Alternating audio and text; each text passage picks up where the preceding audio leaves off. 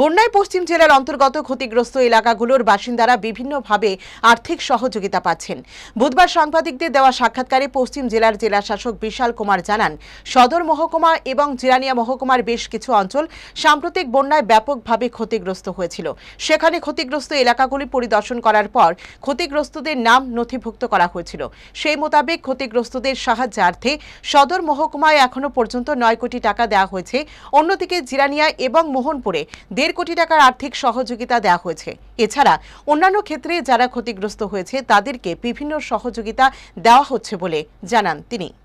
जैसे मैं अगर वेस्ट त्रिपुरा डिस्ट्रिक्ट की बात करूं तो वेस्ट त्रिपुरा डिस्ट्रिक्ट में ज़्यादातर 2 सब डिवीज़न अफेक्टेड थे, सदर सब डिवीज़न और जिरानिया सब डिवीज़न।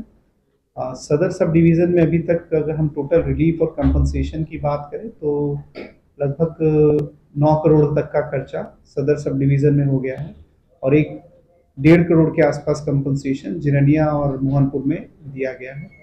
इसी के साथ साथ अभी भी हमारे पास कुछ एप्लीकेशन पेंडिंग है जिसमें रीअसेसमेंट किया जा रहा है और हम उम्मीद करते हैं कि इन लोगों को भी रीअसेसमेंट के बाद हम लोग कंपनसेट करेंगे।